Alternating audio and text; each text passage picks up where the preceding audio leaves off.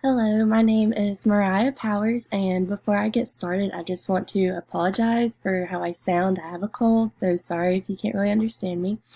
But today I will be discussing technology and whether it actually connects us to the real world or if it isolates us more. So, to start off with, technology has made many advances throughout the years, even within the past couple of months. And technology has advanced to better the lives of people, so to make tasks easier, just to make daily life easier for us. However, there are unintended downfalls when it comes to technology, and some of these negative effects impact people in ways that isolates and disconnects them from the real world. Today, I will prove that technology actually promotes isolation more than connection to the people around us. And in this speech, I will discuss the effects of technology on mental health, social skills, and relationships with friends and family. So, the first point we will discuss is the effects of technology on mental health. Um, so technology has the power to hurt an individual's mental health. And to back that up, I have two sources. So Jacob Grandstaff in 2019 in excessive screen time contributes to suicide-related outcomes in teens, said that there's this study that finds that teens who spend 5+ hours per day on an electronic device, whether it's a cell phone, a tablet, computer, they run a 66% higher risk of having at least one suicide-related outcome. So that just shows that people who spend a lot more time on technology are just more likely it's going to affect their mental health and make it decline and worse. And also, Jean Twenge in 2018 in What Might Explain the Unhappiness Epidemic, she said from a study that the author illustrates a persistent correlation between screen time and reported mental health indicators. So the more time that someone spends on technology, the worse their mental health is going to be. But the least time someone were to spend on technology, the better their mental health could possibly be. All right, so now after discussing mental health, we will move on to the next point, which is social skills. All right, the second point we'll be talking about is the effects of social skills. So excessive use of technology can hinder a person's social skills. And again, to back that claim up, I have two sources.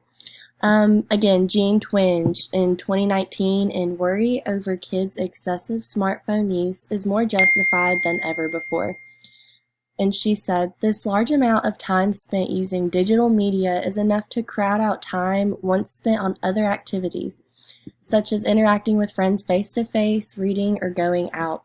So what she's saying is that in this day and age, people are spending more time on technology behind a screen versus being face to face with someone, having a true conversation in person, which can dwindle your social skills because you're spending more time communicating through like a cell phone versus using your social skills to communicate with someone in person and face to face.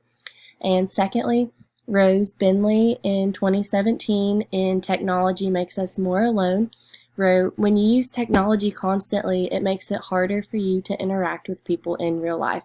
So again, that just shows that the more that you're on technology, you're using your social skills less and less, which is going to make your social skills deteriorate.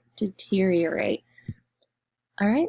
So now, after talking about the effects of technology on social skills, we will move on to the next point, which is the effects on relationships with family and friends. The last point that I have to back up that technology truly promotes isolation is that technology is proven to affect relationships with family and friends. So in 2017, I found an article, How Technology Affects Families, and it said that the brain does not multitask as well as people may think. So a lot of times people may be on their phone and think that they're truly listening to their friend that's trying to have a conversation with them. But this study shows that you can't multitask like that, so it's not possible to truly focus on your cell phone and the person that's having a conversation with you, which in turn can diminish the relationship that you have with those friends if you're spending more time focusing on your cell phone than you are focusing on them. And in that same article, the author wrote that we must begin balancing technology and real time with loved ones.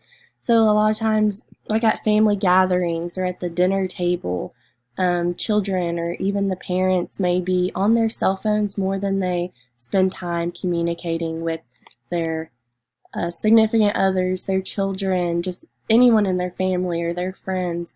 And when you do that, you lessen the relationships that you have with other people. Okay, so to conclude my persuasive speech on how technology promotes isolation, not connection, I just want to do a little recap. So technology can hurt a person's mental health, leading to unhappiness or even suicide-related events. And technology can also affect someone's social skills because they spend more time on technology behind a screen than truly interacting with people face to face. And furthermore, technology can affect the relationships among family members as time is not balanced between cell phones and loved ones. And to close, technology was intended to better the lives of people and make tasks easier. Unfortunately, technology has the power to ruin someone's ability to connect with the real world. Thank you.